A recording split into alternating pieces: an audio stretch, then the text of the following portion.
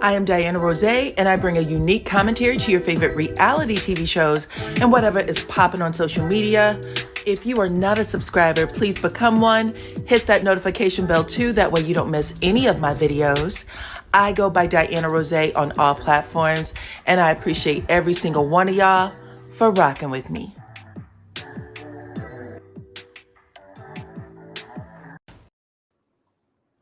What's up, everyone? Welcome to the channel. Come on in. How are you? I see you, Dina. She says she is coming in from Federal Way, Washington. What's up? What's up? What's up? I hope you guys have had a great weekend, an awesome Tuesday so far. So come on in, everyone. Nice to see y'all. We are doing a review for Real Housewives of Potomac. This is episode 2 of season 9. So yeah, I'm feeling season 9. I was waiting to see how Gizelle would act without her sidekick Robin in tow. But listen, she is still her shady self. In fact, she may even be a little more shady, okay, than she was with Robin. Robin was there to help her out. But what's up, Philly? I see you. Welcome to the channel. She is doing her thing. Come on in, everybody. Welcome, welcome, welcome. Let me know what y'all are doing. I see y'all. Drop your city and state into the chat, your island, your country, wherever you are from. Come on in. We're going to have a good time over here this afternoon. I hope you have been having a good time and a fantastic weekend. It looked like, we had a nice weather. I know a lot of people were still getting things cleaned up after Florida, but I hope that you guys got the resources that you need to get the damage taken care of over there. What's up, Clone? Clone is my sister. Clone in the house. That is my blood sister. We got the same mama, same daddy, okay?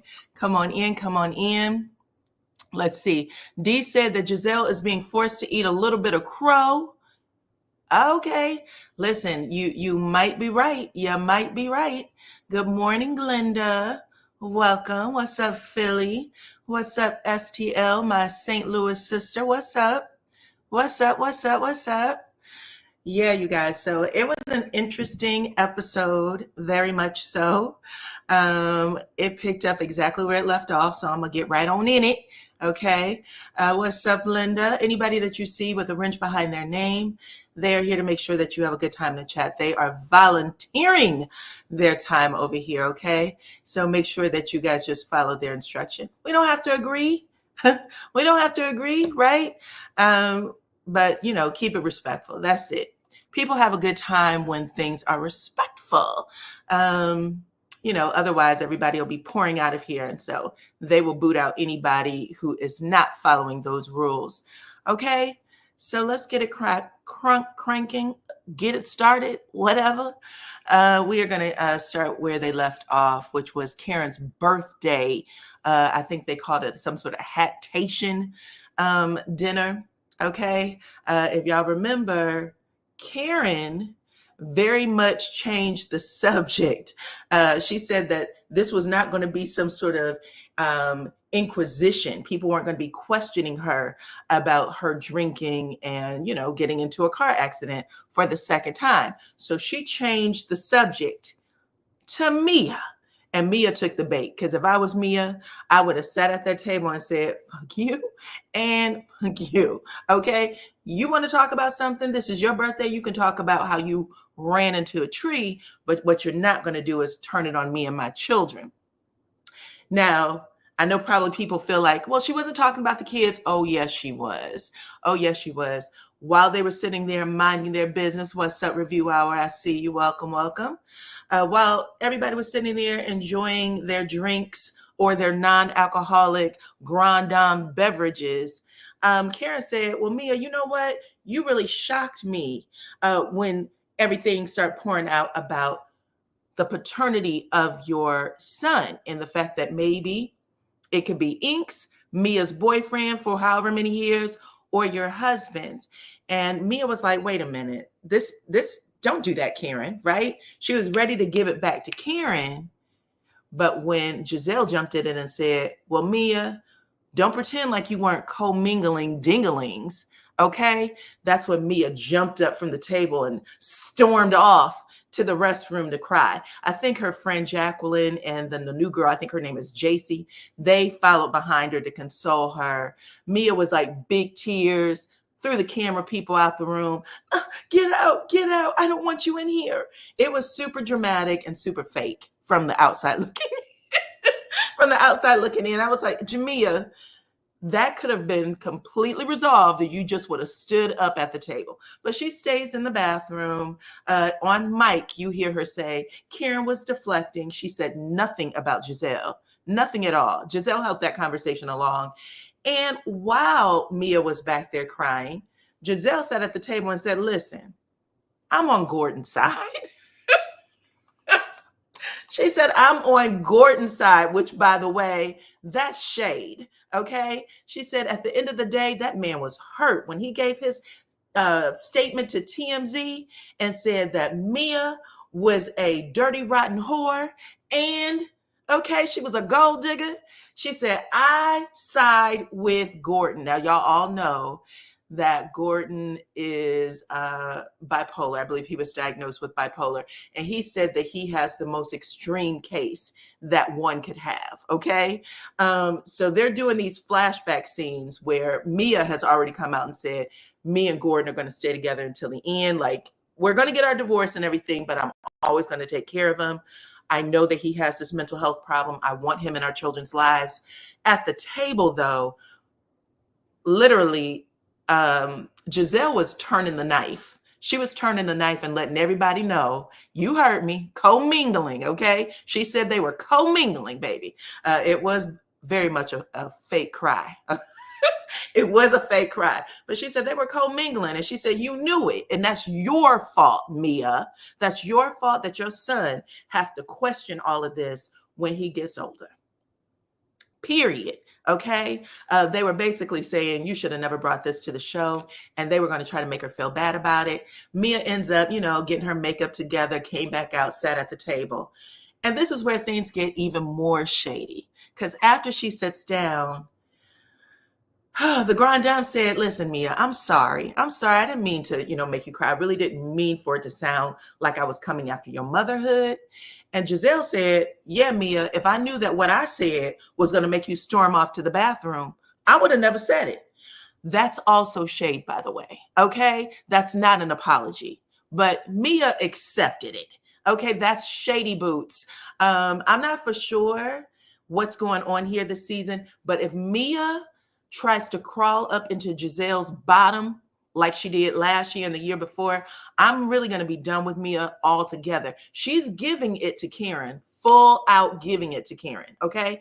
And she really should be apologizing a little more to Karen, if you want to be honest, because it was Mia who stepped to Karen when she was beside her husband, shoulder to shoulder, and said, there's a rumor out here that you like to have a little after dinner dessert at a very popular restaurant with one of the waiters. Okay, so she said that while her husband was standing there.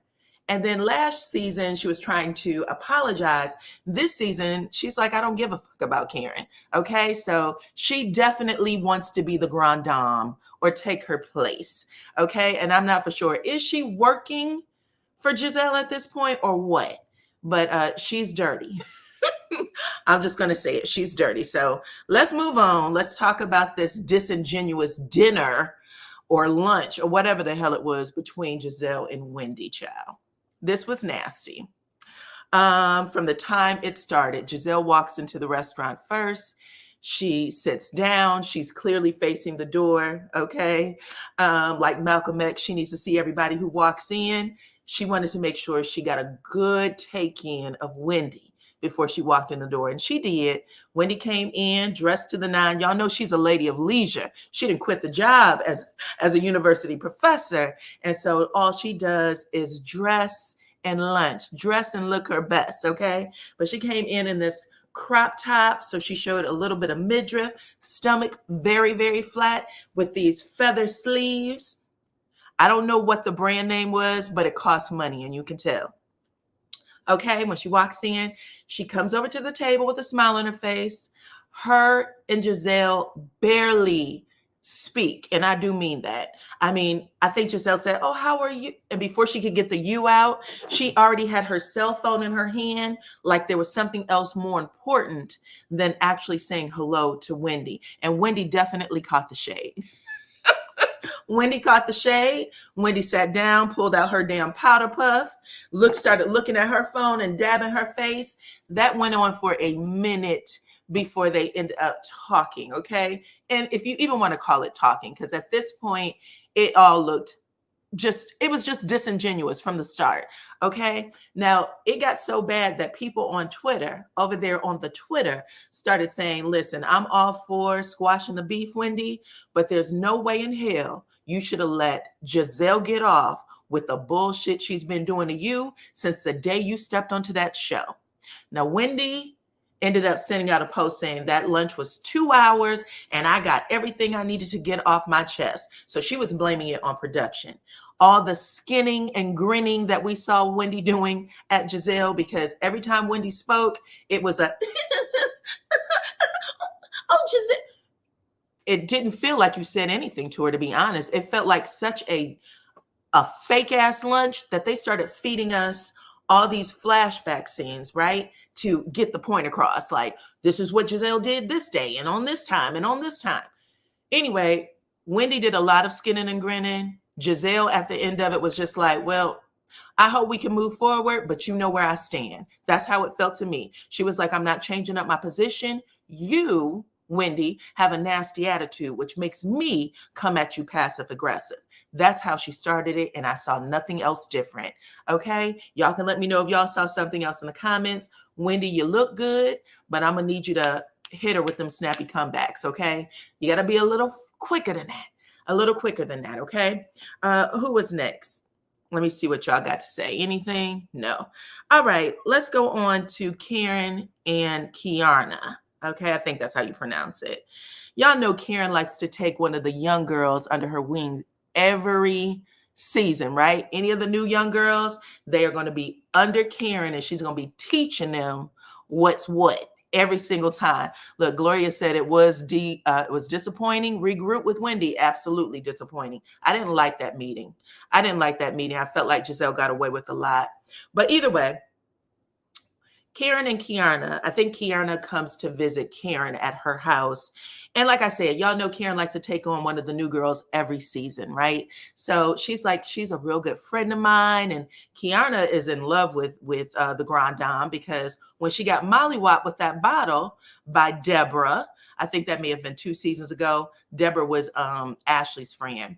Split her head open. She had to do stitches. There was a plastic surgeon on staff, so he really cleaned her up so it doesn't look like she has a scar.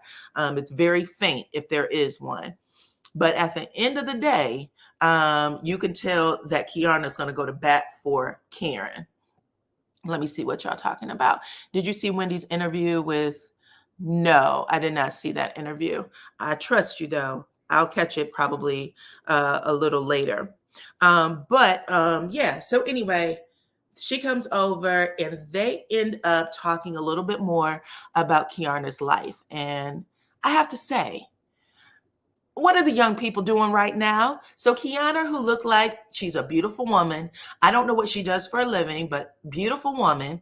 She lets us know that she was engaged to a man who passed away before they actually got married. She waited about 9 years before she got into this new relationship with a guy named Greg, who is going to be on the show. He's already let his face be seen and everything. And she said, Greg just asked her to move in with him. And she said that's good because she is tired of carrying her whole bag over to his house to spend the night. Why she wasn't allowed to leave some things behind, I'm not sure. But she said now they have moved into this cohabitat, is how she put it. Cohabitating is what she said, relationship. And she lives with him while they are building. She said they, but I'm not sure how much of her money is going to go into funding the house, the building of this house. But she said they got a new house that they're building, right? Of course, the Grand Dame asked, well, girl, is, a wedding in the future? Or have y'all talked about getting married? Where's the engagement? You're jumping a whole bunch of steps. she basically said, well, this is where we are now. I'm just happy that we're living together. Well, if you're happy that you're living together, you're both going to be on television. What can go wrong, right? What can go wrong at this point? Yeah, and he looks a lot older than her. He's giving me a good 50 something. You can tell that he might dye the beard and the hair. He's using Just for Men for sure. Okay. And he got this nice young thing on his arm, and he's not even making a promise. There's no promise ring involved in any of this. So already I'm feeling a way about Kiana. Okay. But she's, they're talking a little bit more. Karen does let her know that Gizelle snubbed you. She didn't invite you to my birthday party. I was surprised you weren't there. And Kiana said, that's cool. I don't like Gizelle that much anyway, because Gizelle was very much on everybody else's side but hers when she got hit in the head with a bottle. So she said, that's cool. I got something for Gizelle. We'll wait this out, okay? So yeah, that was nasty. Let's see. I remember those hoback days. Yes, you got to take your little bag, right? Well, she let everybody know that she used to take a bag, and now she has room in the house. And I'm going to say, he threw a little shade. Greg threw a little shade at Kiana, because he said when she was bringing in the boxes, he went, more boxes? Damn, there's hardly any room for what y'all got now, from what you got now. So she was like, yes, more boxes. I was like, well, he's already letting you know, okay, there's going to probably be just a little bit of drama between Greg and Kiana. So we'll see. All right, moving on. Let's talk about Ashley and Stacy. Stacy's a new girl. And let's talk about Juanita Moore. I don't know if y'all recognize this lady, child.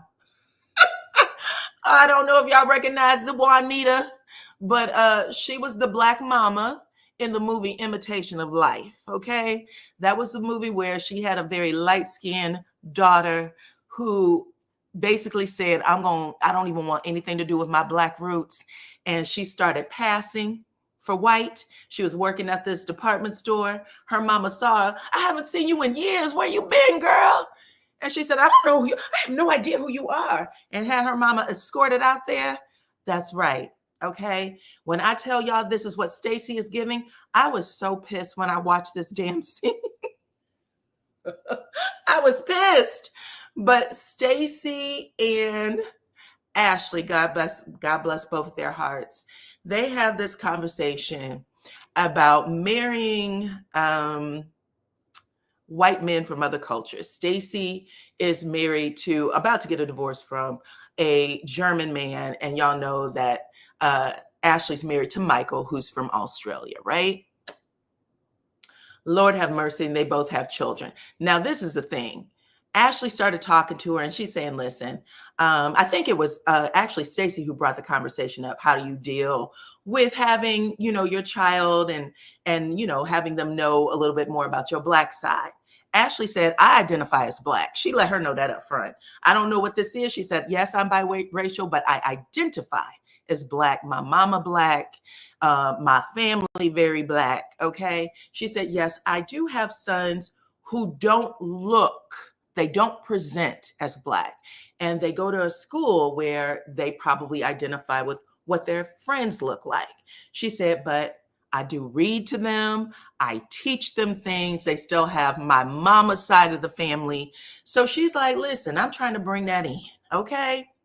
Whereas Miss Stacy, a black woman from Detroit, oh Lord, said, well, I understand, and it's really hard for me because her dad is German, and I don't know, but Germans are very proud. So she's very much identifying with her father and his German side, and she speaks German, and I think she also speaks Spanish, because in another scene, they showed the Spanish nanny, okay? So she's speaking Spanish, and she's like, she's trilingual.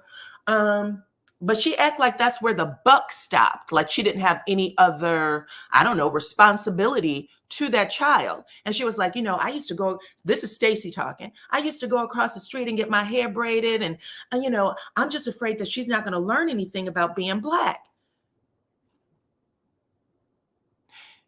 Listen, Stacy, this was the wrong platform to bring that bullshit to, especially one where everybody keeps talking about colorism and things like that. You don't want that to be a part of your storyline. I don't know if it was cut funny or what, but I do know that if a woman has as much money as you want people to think you have, talking about your house in this state and your house over here and how you got people cutting your grass whose names you don't even know, if you have enough money to buy a nanny that speaks Spanish and talks to your daughter and teaches her the language, you have enough money to put her in cultural things, okay? Put her in African dance. Go get her hair braided by the Africans down the street. Girl, bye. Like, she literally act like, my hands are thrown up, I don't know what to do, blah, blah, blah. That is not right, okay? Juanita Moore, okay, did not die on the cross for you to come in with this shitty ass storyline. And I'm gonna say that right now, okay? Let me see what y'all got to say. I didn't get that from Stacy. I think that she had a real concern. I'm not saying that she didn't have a concern. I believe she had a concern. I just feel like she is acting like she doesn't know what to do. Asking Ashley that question, that's one thing, because we all know Ashley got her problems. But a woman from Detroit should have a better understanding, especially when you make the decision to have children, that she needs to bring that part of her culture into that house, the same way she's bringing the Spanish culture into her house and the German culture into her house. What are you giving? What are you giving? Let's see. I would have walked in and checked Gizelle's ass before she got a chance to say anything. You got a point. Well, Stacy, what do you think would happen if you move into the burbs?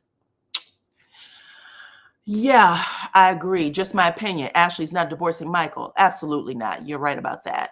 Imitation of Life was one of my favorite movies.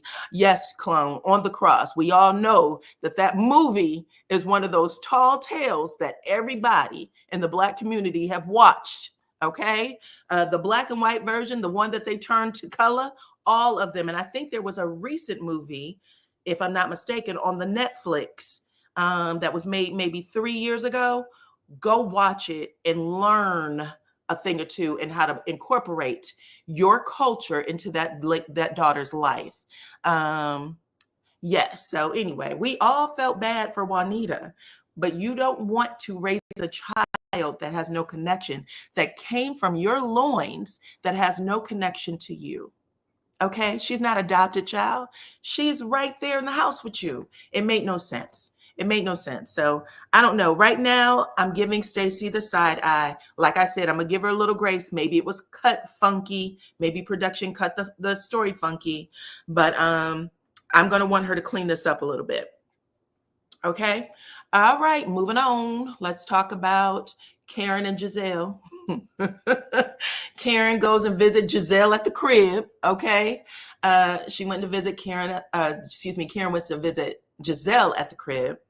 And yeah, these two also, you could just tell it was disingenuous, the whole meeting. They clearly had a off-camera meeting where they said, let's bury the hatchet. Let's not try to go after each other so hard. But they still went after each other, okay? Let's see. Yes, it's up to Stacy to make sure that her daughter knows her Black culture. Yeah, I don't think it's going to be her German daddy who does it, but I don't know. We'll see. We'll see. A lot of y'all are saying that that movie made you cry. You felt bad. Yeah, it's not a good movie, which is why that's why I put her in the picture. And if y'all notice, Juanita is giving Stacy the side eye. Like me, I'm giving Stacy the side eye. We don't need this to clean. I want her to clean that part of her story up. I didn't like it. But anyway, when Karen comes in, they talk about the birthday party, the Hatation birthday party. And Karen lets Gizelle know, listen, I think you went a little too far with me at the birthday party and making the jokes about me being, not being able to drink or alcoholic this, whatever. I think she said the non-alcoholic beverages. And Gizelle said, what are you talking about, Karen? Like she always does. Y'all know Gizelle never takes responsibility for nothing. She basically just said, I have no idea what you're talking about. I said what everybody else was saying. Who cares? Okay. And when Karen got her little statement out, Gizelle said, let me get you some water. Let me get you some water, ho. I don't care about your feelings. I don't care. You shouldn't be drinking and driving. So at this point, Karen said this feels like an inquisition. It's going to be for the rest of the season because nobody, and I do mean nobody's going to let up on Karen. Okay. Let's see. Fun fact. Okay. Let me see what your fun fact is, honey. Fun fact. Imitation of Life was inspired by a trip to Canada that Fannie Hurst had taken with her close friend and the Harlem Renaissance author, Zora Neale Hurston. Okay. Zora Neale Hurston is one of my faves. I am a big Harlem Renaissance fan. So I know all of those authors and read them all, and actually took a lot of writing classes when I was in school, so in college. So interesting. But anyway, after they jump off that subject, they move on to the next, which happens to be Karen saying, listen, I'm not feeling Jacqueline. Okay. She said, I'm going to need to know who's with me and who's not. And I think she was kind of saying this for Gizelle too. Like, listen, ho, you can keep making them jokes if you want, but there's only so much that I'm going to take. But she said when Jacqueline was sitting at the table saying, we don't know all the facts and we got to wait for this to play out, like she's waiting for a verdict. She said she let me know right then and there where she stands. And for that, she basically gave her the hand. She said, Jacqueline can go. I don't F with Jacqueline. Okay. And, Gizelle was like, oh, okay. I didn't know she said that. Right. And then they moved on. They ended up talking about, who did they talk about? I think they talked about Wendy. Gizelle let Karen know that they kind of squashed the beef. They're going to be working on their relationship. But, in my opinion, I felt like Gizelle was saying, if Wendy doesn't get in line, it'll be the end of their relationship. She can only go so far with Wendy. Okay. And then they ended up talking about, who else did they talk about? They talked about Kiana. Okay. Karen said, listen, I let her know that I had this birthday party and you didn't invite her. And Gizelle said, listen, you were being shady. But at the end of the day, we all know how Gizelle is with the new girls. Okay. This is her world. Real Housewives of Potomac is her world, and everybody else is just a squirrel trying to get a nut. You're going to be hazed before you are led into the circle, especially by Gizelle. And Kiana's happy that the sidekick Robin's not there because she would have had a hard time with the two of them and Ashley. Okay. But after all that is said and done, child, they end up talking about this charity event that Gizelle and Ashley are putting on. They got that, business together called G&A. And she said, listen, we've moved from clothing to health and wellness. And I want my first event to be brain cancer charity, right? I want to bring awareness to brain cancer. The event is going to happen on Friday. Karen, I hope you can be there. Gizelle had already sent out the invitations. Karen said, oh, I will definitely be there, child. But just so you remember, I'm being honored by some group that nobody even knows about. But she said, I'm being honored as a woman, as a, citizen, and as a businesswoman. I encompass all three. I am the creme de la creme, okay? The trifecta. And she said, I don't know what time my event is, but I believe it's earlier than yours, Gizelle. So I will make my event and then I will definitely be at your event. And yeah, the girls can go to both. There will be no conflicts whatsoever. Now, Gizelle is shady as hell. Gizelle says, okay. I don't know why she wanted to give Karen the benefit of the doubt here, but she does. She's like, okay, Karen, I accept. I believe you. And in confessional, she said, listen, Karen's name wasn't on that original honoree list. I think that Karen talked to somebody, forced her name on that list, maybe paid for her name to be on that list.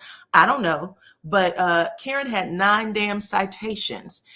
Karen's name is mud in this community, and there's no way in hell that they are putting her name on this whatever award. They're just not doing it. Okay, that's what Gizelle said.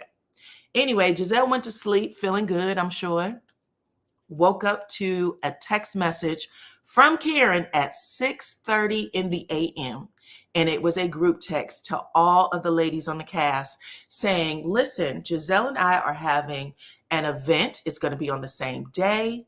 I encourage all the ladies to attend both, but I will be sending a shuttle for anyone who wants to attend my event.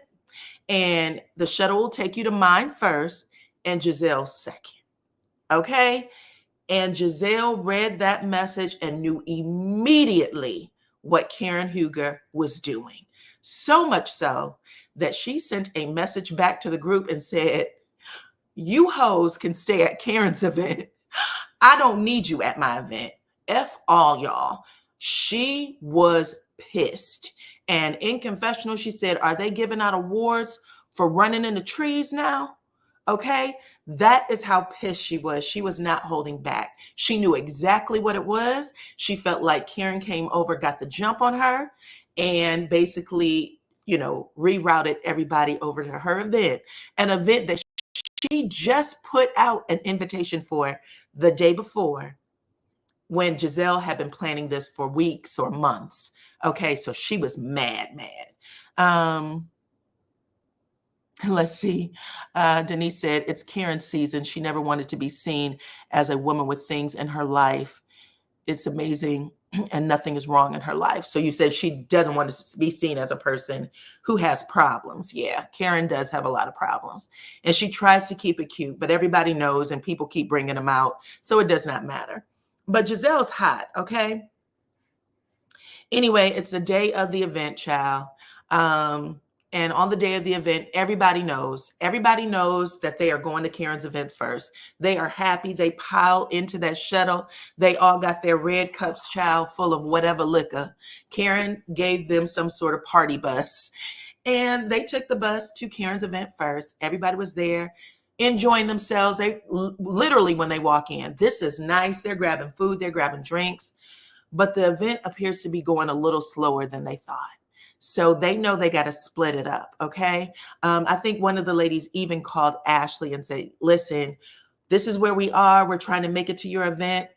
Ashley said, "Be here by 8 o'clock because it's over at 9. And they said, "Cool, we'll be there," right? In the meantime, all the ladies are there. We got Wendy, who says, "Listen, I said I was here to see Karen receive her award, and she hasn't received it yet. So I'll be sitting right here until she does." So she's already taken herself off of Gizelle's part or invite list. She said, "I'm not doing it." Who else? Kiana, same deal. Kiana said, "I already went to Gizelle and Ashley's ghetto ass event when they mollywopped me in my head. So I won't be going. I'm going to stay with my buddy, my friend, my pal, Karen Huger." Okay. And the other three ladies, I believe it was JC, who else? Mia, and who was the other lady? Stacy. They all pile back into the shuttle and they are racing it across town. It's a, 30-minute drive. They get there at 8:02. Okay. I think about 8:02 or so. In the meantime, Miss Gizelle and Ashley are in there partying. Ashley told Gizelle, "They told us that they'll be here by 8. So let's just, be cool, keep everything cool," right? As soon as those ladies walked in with their gowns on, their red bottom shoes, they were happy. They were like, "We did it. We're here. We're supporting both of the ladies." They felt like they did something good. All right. But when Gizelle looked over at them, she was taking pictures. Gizelle looked at them. She said, "Get the fuck out." Immediately, she pointed her finger. She said, "Get the fuck out. Get the fuck out." And she started walking toward them. They still didn't even know, child. They didn't even know they was being thrown out. Gizelle said, "Mia, She grabbed him, pushed him by the arm. She said, "Y'all can go. Get out. Get out. This is for my father. Y'all hoes didn't want to come first when you had already RSVP'd. Y'all can go." And she even called the security guard. Y'all see that big Herman Monster looking dude in the back? She said, come here. Let's get him out. Get him out." He was ready to throw them on their ear, literally. And that is how the scene ends, y'all. It was wild. Okay. So we'll get to see what happens next week. But yeah, it was a good time, child. It was a good time. Let me see what you guys got going on. Y'all are hilarious. Let's see. Anyway, that was pretty much it, y'all. That was the end of the story. I hope y'all enjoyed the review. Okay. What else? Make sure that y'all hit the like button on your way out, please, and thank you. I do rate this episode about like an 8.5. So if you didn't get an opportunity to watch it, if you didn't enjoy the review, go check it out, okay? It was a good review, but or a good episode. But I'll be back next week to do it all over again. Hit that like button, like I said. Follow me on my other platforms at DYANAROZAY. What else? What else? I appreciate every single one of y'all for rocking with me, and I will see you on the next one. Bye-bye.